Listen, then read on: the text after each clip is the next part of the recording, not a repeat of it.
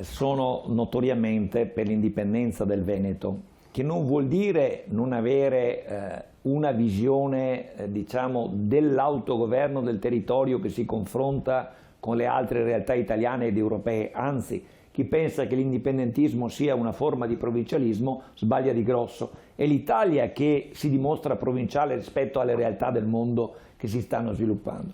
Quindi tutta l'impalcatura, partiamo da questa considerazione storica, perché è nata la riforma del titolo V nel 2001? È nata perché non tutte le 15 regioni a statuto ordinario ambivano, chiedevano l'autonomia. Ce n'era una sola e ha un nome, Veneto, cui si è associata poi la Lombardia, cui si è aggregata l'Emilia Romagna, cui si è aggiunto il Piemonte, ma la realtà è questa.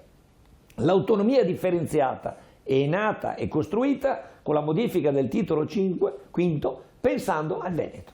Quindi altre regioni non avranno mai, non lo hanno mai avuto in passato ed evidentemente non lo hanno oggi e non lo avranno neanche in futuro, un interesse all'autonomia. Perché non ci sono i requisiti. Ma non hanno nessun vantaggio le altre regioni? Non hanno nessun vantaggio, ma anche dal punto di vista della... Ma perché noi abbiamo vantaggio? Perché economicamente abbiamo la forza di sostenere la nostra economia. Le altre regioni non sono in grado di sostenere la loro economia. E il fatto è collegato a un altro elemento, professore, è la consistenza e anche l'economia, appunto. Una regione come il Molise, meno di 300.000 abitanti, una regione come la Basilicata, meno di circa 500.000, una regione come l'Abruzzo, sono come una città, meno di una provincia. È chiaro che questi abitanti che noi abbiamo, ai quali vogliamo bene e vogliamo anche pensare ai loro interessi, non avranno mai una motivazione né politica né istituzionale per avere maggiore autonomia. Non hanno le strutture, però sono regioni.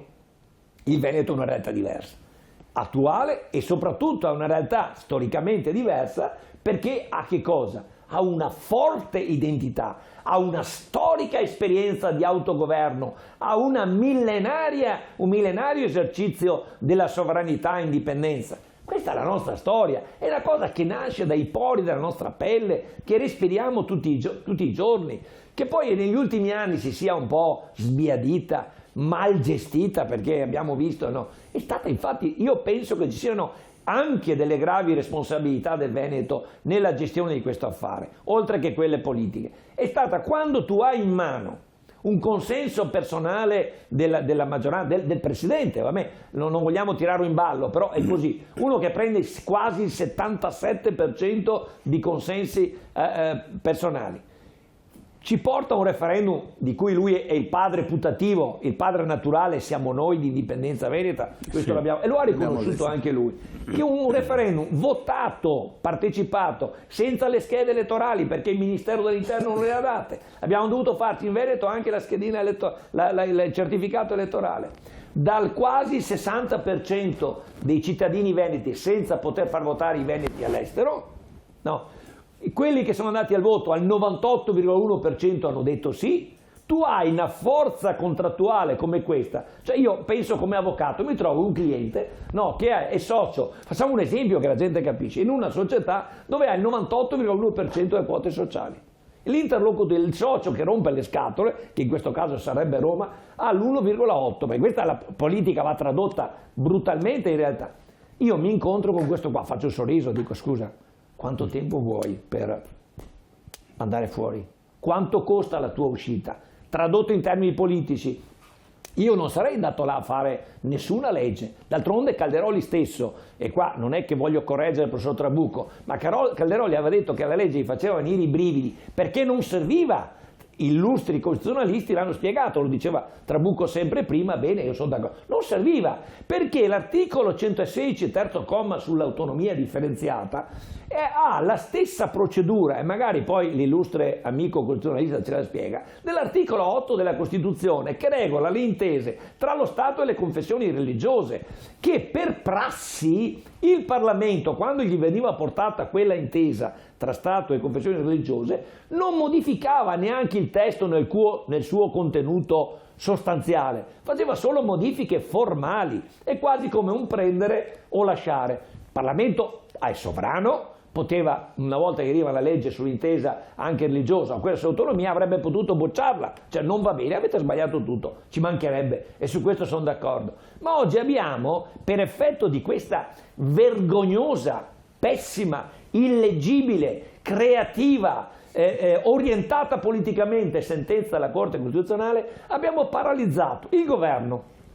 al quale è stato tolto perfino, facciamo degli esempi, uno dei 7 punti, il governo non può neanche fare i decreti di presidenza del Consiglio dei Ministri per l'aggiornamento dei LEP, perché i LEP adesso deve fare il Parlamento. Sono da 20 anni che esistono i LEP, non li ha mai fatti, non li farà per i prossimi 20 anni, quindi abbiamo seppellito il tema. Ma poi c'è di peggio, professore. I LEP, per esempio, abbiamo già un'esperienza con i LEA. I LEP sono i livelli essenziali delle prestazioni, i LEA sono i livelli essenziali dell'assistenza per la sanità. I LEA per la sanità esistono da oltre 20 anni.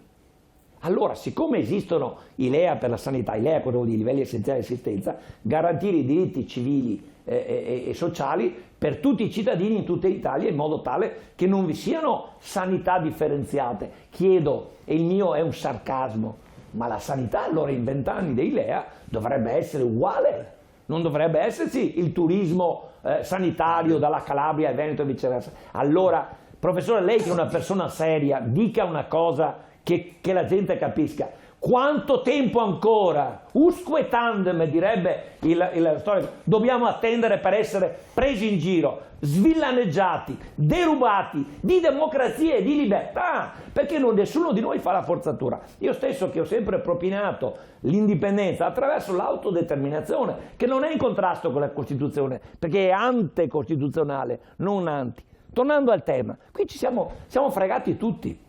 Certo. Anche il Parlamento, il quale Parlamento sembra messo al centro dalla Corte Costituzionale, ed ho finito. In realtà il Parlamento con questa sentenza è ammonito e dice: spetta al Parlamento nell'esercizio della sua discrezionalità colmare i voti. La Corte però resta competente a vagliare la costituzionalità delle singole leggi di differenziazione. Come dire, attenzione, i sacerdoti della verità siamo noi, scrivete qualsiasi cazzata, la sovranità, scusate l'espressione poco tecnica, però la gente mi capisce, tanto io poi, come vi ho bocciato questa, vi boccerò anche quelle. Non abbiamo un futuro di libertà, questa Corte è pericolosamente orientata e sarà difficile superare questo scoglio così come l'hanno impostato.